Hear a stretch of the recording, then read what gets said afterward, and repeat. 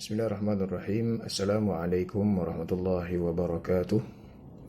Innal hamdalillah nahmaduhu wa nasta'inuhu wa nastaghfiruh wa na'udzu billahi min shururi anfusina wa min sayyiati a'malina.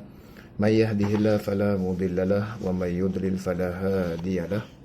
Asyhadu an la ilaha illallah wahdahu la syarika lahu wa asyhadu anna Muhammadan abduhu wa rasuluh. Allahumma salli wa sallim ala nabiyyina Muhammad wa ala alihi wa sahbihi ajma'in. Qala Allah ta'ala, a'udzu billahi minasyaitonir rajim. Rabbi shrah li sadri wa yassir li amri wahlul 'uqdatam min lisani yafqahu qawli. Allahumma ati nafsi taqwaha wa zakkiha anta khairu man zakkaha anta waliyuha wa maulaha. Alhamdulillah, pertama sekali kita bersyukur kepada Allah Subhanahu wa taala. Di atas kurniaan nikmat serta rahmatnya, Allah Subhanahu wa taala mengizinkan kita untuk bertemu sekali lagi, dan ini merupakan rahmat nikmat yang Allah berkurniakan, menerusi nikmat kesihatan, nikmat keafiatan, nikmat untuk beribadah kepada Allah Subhanahu wa taala. Apa khabar penonton yang di luar sana yang sedang menyaksikan majlis ataupun majlis ilmu yang kita katakan kuliah maghrib, yang telah pun diamanahkan kepada saya untuk melakukannya setiap hari Isnin selepas solat maghrib di Masjid Kampung Siglap. Dan Alhamdulillah, menerusi wadah yang kita ada ini, mudah-mudahan Allah Subhanahu wa taala memudahkan urusan kita dan juga memudahkan urusan para pendengar ataupun penonton di luar sanalah, insya-Allah. Baik, selalunya saya diberikan amanah untuk menyampaikan tazkirah lebih kurang daripada waktu maghrib sehingga dah sampainya azan berkumandang, azan waktu isyak lah. Jadi pada hari ini saya menggunakan wadah online ini ataupun wadah recording yang mana akan saya kongsikan pembelajaran ataupun tajuk yang akan saya sambung lah, yang akan saya sambung.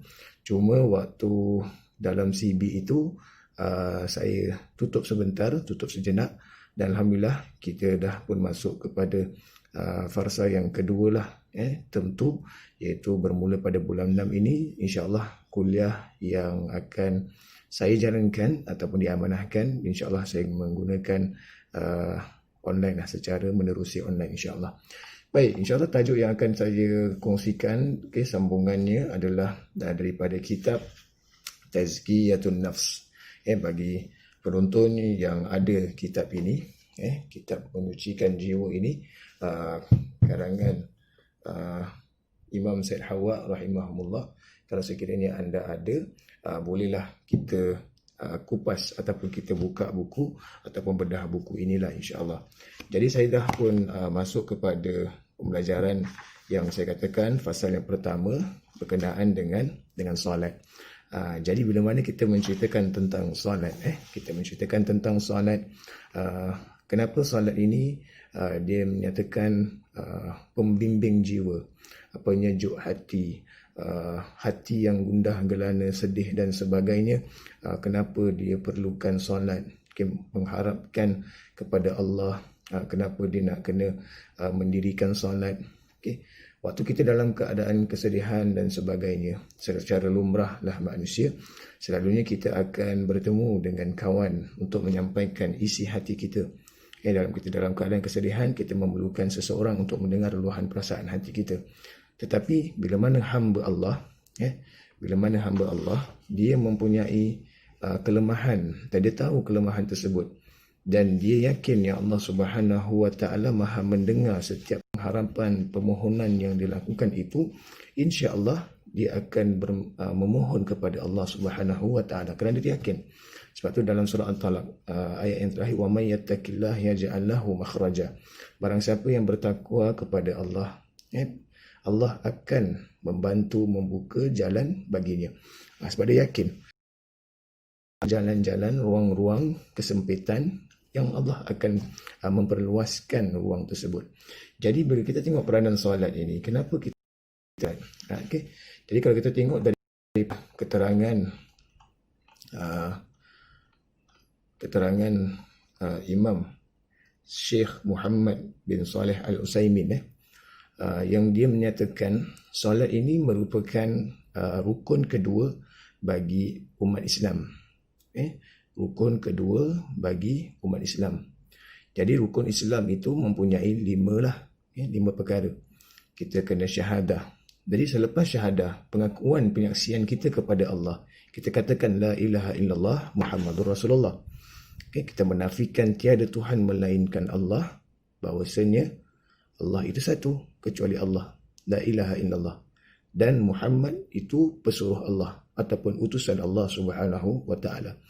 Bila kita dah ada keyakinan syahadah sebagai seorang mukmin yang menyatakan kita ini mukmin, perkara yang kedua yang perlu kita lakukan adalah persembahan kita kepada Allah menerusi ibadah solat. Jadi ibadah solat ini hubungan kaitnya antara hamba dengan Allah Subhanahu wa taala. Hubungan kaitnya dengan dia dan Allah. Sebab tu kita cuba bayangkan, mana mungkin seseorang itu menghormati insan, dan insan ini jarang sekali untuk meletakkan dahinya ke tanah. Hatta sekalipun kalau dipaksa dan sebagainya lah, dia dipaksa sampai kena hukum bunuh dan sebagainya, kalau awak tak buat cara begini, awak akan dibunuh dan sebagainya, untuk menghormati raja saya, untuk menghormati ketua saya. Macam waktu dulu-dulu peperangan Jepun dan sebagainya, nak kena hormat kepada kapitan dan sebagainya, dia kena paksa. Tapi dalam bentuk ibadah ini kepada Allah, dia bukan paksaan. Maksudnya bukan paksaan. Apa yang telah pun diajarkan Rasulullah SAW, cara nak beribadah, kita ikut cara macam tu. Sallu kama ra'aitumuni usalli. Solatlah kamu seperti mana aku solat, kata Rasul SAW. Jadi kita solat ikut kepada Rasul. Contoh yang diajarkan Rasul SAW. Jadi menerusi contoh yang Rasulullah SAW tunjukkan, ajarkan, disitulah kebahagiaan, kekhusyukan yang akan kita dapat daripada solat yang kita dirikan. Jadi menerusi solat tersebut, panduan solat yang telah diajar oleh Rasul, itulah cara yang terbaik untuk seorang hamba mengabdikan diri kepada Allah Subhanahu wa taala. Kalau kita tak nak contoh Rasul, kita nak contoh siapa lagi? Ni kita ikut cara yang Rasulullah SAW ajarkan, yang Rasulullah didikkan, menjadi turun-temurun daripada sahabat-sahabat kepada tabi'in, sahabat ke bawah tabi'in, sampailah kepada hari ini kepada kita. Kita ikut. Dan itulah hubungannya kita dengan Allah Subhanahu wa taala. Dan pengertian solat tersebut, dia merupakan sebuah doa. Kalau kita tengok daripada bahasa, solat itu adalah doa, permohonan hamba dengan Tuhan dia. Dan doa yang telah pun ada di dalam solat ini, semuanya mengharapkan kebaikan. Dan kita mengharapkan pujian. Kita bukan mengharapkan pujian, maksudnya kita hamba ini memuji kepada Tuhan Rabbul Alamin. Kita memuji kepada Allah Subhanahu wa taala. Sebab tu dalam kita solat ini, ia merupakan komunikasi hamba dengan Rabb. Sama ada kita ni seorang hamba, komunikasi perbualan kita dengan Allah secara seterus. Maksudnya cara tanpa adanya halangan. Maksudnya kita solat, terus kita berbual dengan Allah Subhanahu wa taala. Dan mudah-mudahan menerusi perbualan yang kita lakukan itu, walaupun dalam bentuk ayat Al-Quran dan sebagainya, sebenarnya hati kita terdetik, ya Allah, saya ingin anak yang soleh. Ya Allah, kurniakan saya rezeki anak-anak. Ya Allah, kurniakan saya isteri yang solehah. Ya Allah, kurniakan saya suami yang soleh. Kita mengharapkan benda yang baik. Ya Allah, saya inginkan rezeki yang halal. Ya Allah, kau pandulah saya dengan panduan yang terbaik. Kita minta dengan Allah.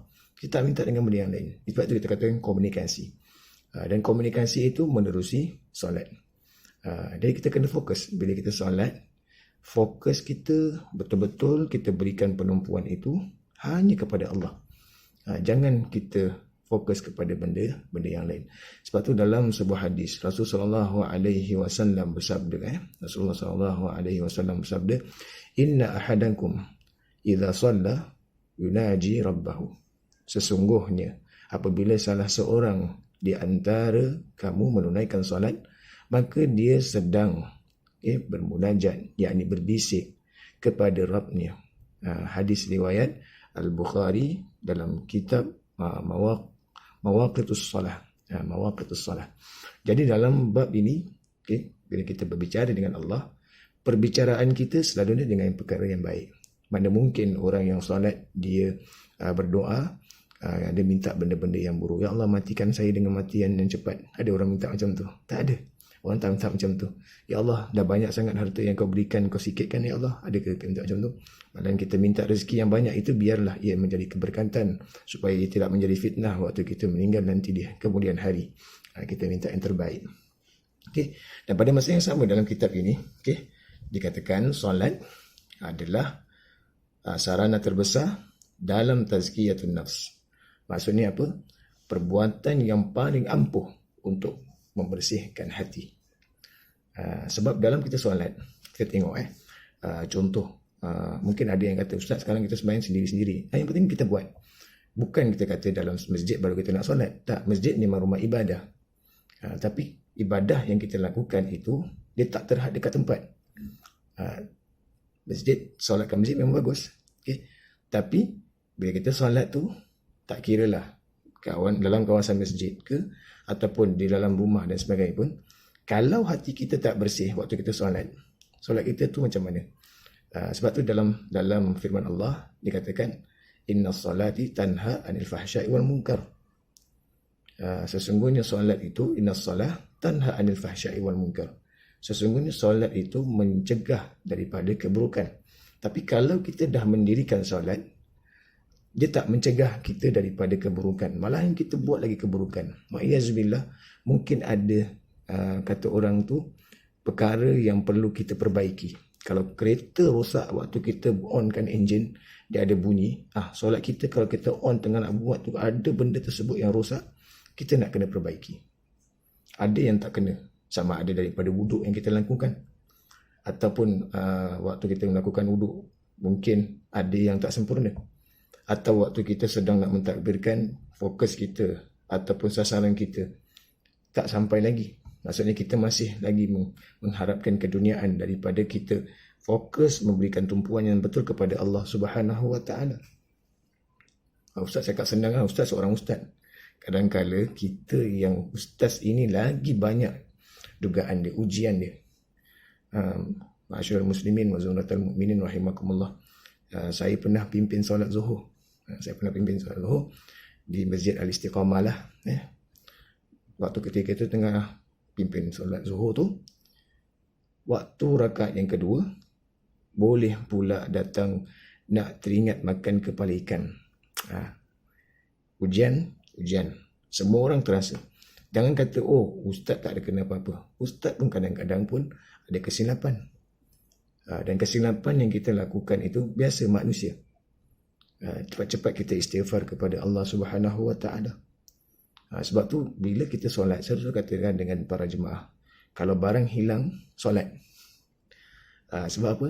Nanti waktu kita solat tu kita teringat kat mana barang yang kita hilang. Ada masalah, kita kembali semula kepada Allah Subhanahu Wa Taala. Sebab tu diajarkan doa musibah. Apa doa dia? Inna lillahi wa inna ilaihi raji'un. Kembali semula kepada Allah Subhanahu Wa Taala.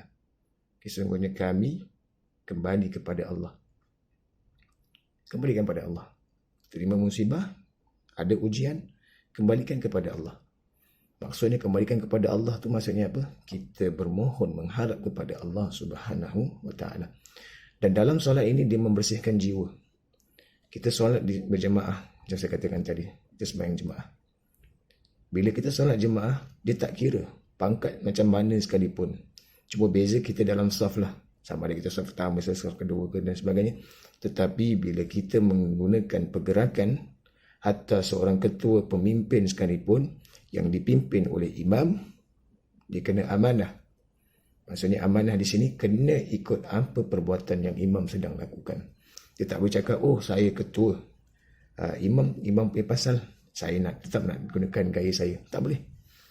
Sebab tu bila kita dah katakan makmuman, kita jadi makmum, kita kena ikut gaya imam yang lakukan. Tak boleh mendahului imam.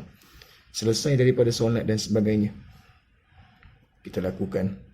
Habis solat kita berbagi salam dan sebagainya. Bagaimana kelakuan kita terhadap teman-teman sebelah kita? Adakah bila mana imam katakan ghairil maghdubi alaihim waladdallin, amin, kita pun baca surah Al-Fatihah sekuat mungkin, kita mengganggu teman-teman yang di sebelah? Ada di sini solat itu dia dah membentuk sebenarnya kepribadian kita. Dia dah bentuk sedikit demi sedikit. Maksudnya bila kita nak solat, kita rasa jiran sebelah kita ni okey tak dengan bau badan kita. Kita jaga akhlak, pertuturan kita, cara kita diri dan sebagainya. Ini nak membersihkan jiwa kita. Kita nak berikan yang terbaik kepada Allah, tapi kita masih lagi teringat orang-orang di sebelah kanan dan kiri kita. Sama juga kalau tak ada orang sebelah kanan dan sebelah kiri kita, kita berdepan dengan Allah secara bersendirian individu. Adakah kita masih sombong diri? Sebab itu kita melakukan ibadah tersebut hanya semata-mata kerana Allah Subhanahu wa taala. Jadi dalam hadis kudusi, Allah Azza wa Jalla ada berfirman yang bermaksud, aku telah membahagi salah antara aku dan hamba-Ku menjadi dua macam. Dan bagi hamba-Ku apa yang dia minta.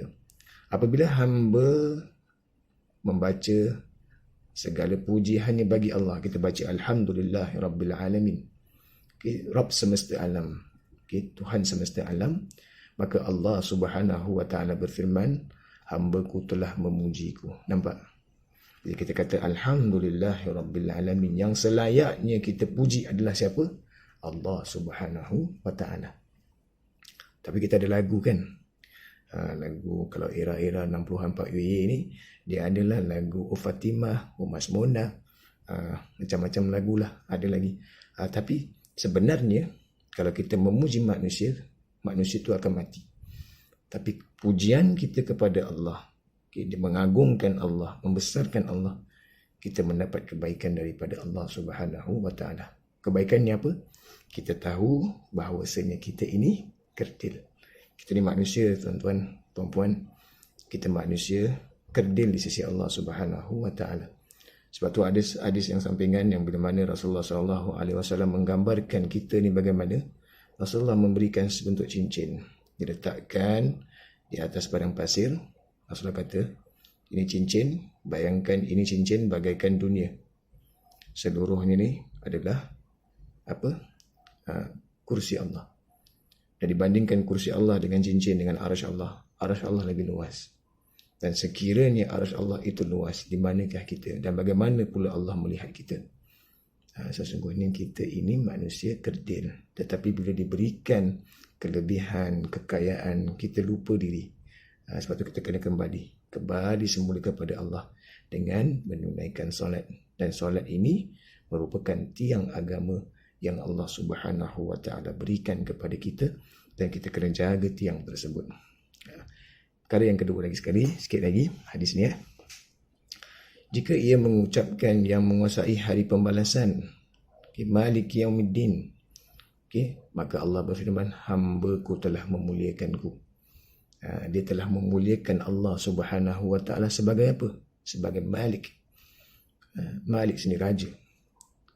Jadi bila kita kata raja, yang sebenar raja adalah apa? Rabbul Alamin, Tuhan semesta alam.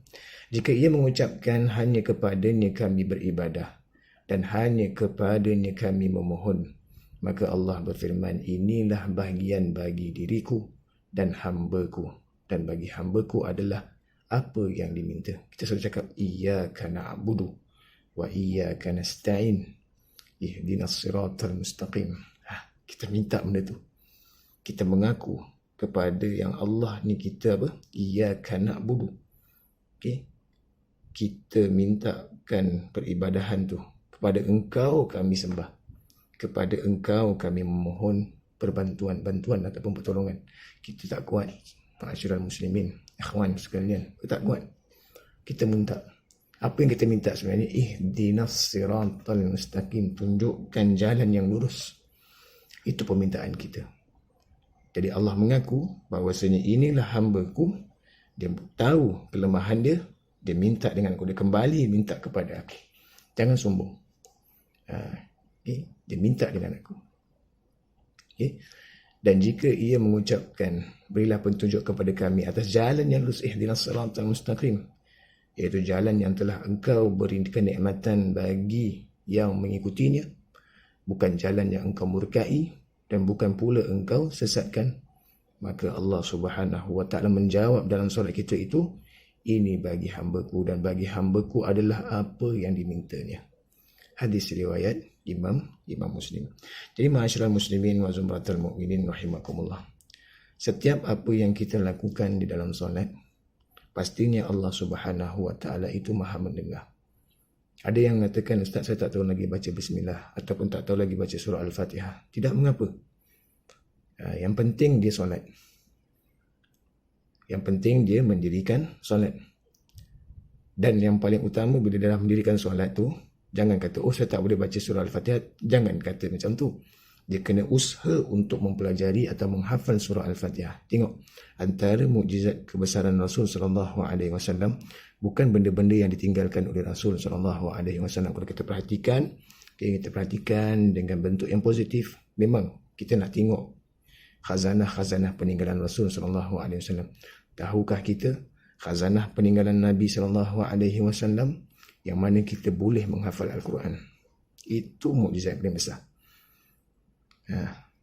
Orang boleh lupa demensia dan sebagainya, tetapi kalau sering kali membaca Al-Quran, walaupun dia demensia, Fatihah tetap bermain di bibir, dia takkan lupa surah Al-Fatihah. Ingat, bukan kita nak cakap oh khazanah Rasulullah tu tak ni, tak.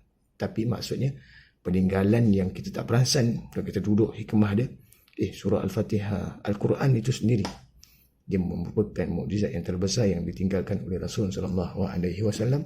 Sayang kalau kita tak tahu nak kupas, sayang kalau kita tak nak baca dan sebagainya. Jadi mudah-mudahan apa yang saya sampaikan dalam bentuk ruangan ini, saya hentikan terlebih dahulu. Saya hentikan dulu. Jadi insyaAllah di masa yang akan datang akan saya sambung. Dan saya juga minta maaf sekiranya ada kesilapan kata dan sebagainya. Masih sempat lagi untuk saya katakan selamat Hari Raya, maaf zahir batin. Mudah-mudahan segala amalan yang kita sembahkan di sepanjang bulan Ramadan yang lalu, Allah Subhanahu wa taala terima. Allah Subhanahu wa taala memberikan kita pengampunan, dan Allah Subhanahu wa taala berikan kita hadiah Lailatul Qadar.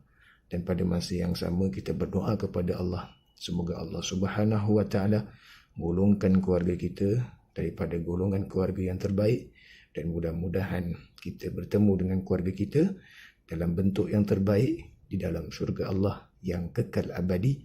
Amin ya rabbal alamin. Maka yang baik itu datangnya daripada Allah, yang lemah itu daripada diri saya sendiri. Kita perbaiki diri kita, menerusi ibadah kita, menerusi solat kita. Jangan tengok kepada yang lain. Jangan kita kata orang tu lihat kesilapan orang. Sering-sering kali kita kena lihat kesilapan diri kita, ubah diri kita. Mudah-mudahan Allah Subhanahu wa taala sayang kepada kita, insya-Allah. Aqulu qauli hadza wa astaghfirullah. Subhanakallahumma wa bihamdika asyhadu an la ilaha illa anta astaghfiruka wa atubu ilaik. Yang baik itu datang daripada Allah, yang lemah itu daripada diri saya sendiri. Wabillahi taufiq wal hidayah. Wassalamualaikum warahmatullahi wabarakatuh.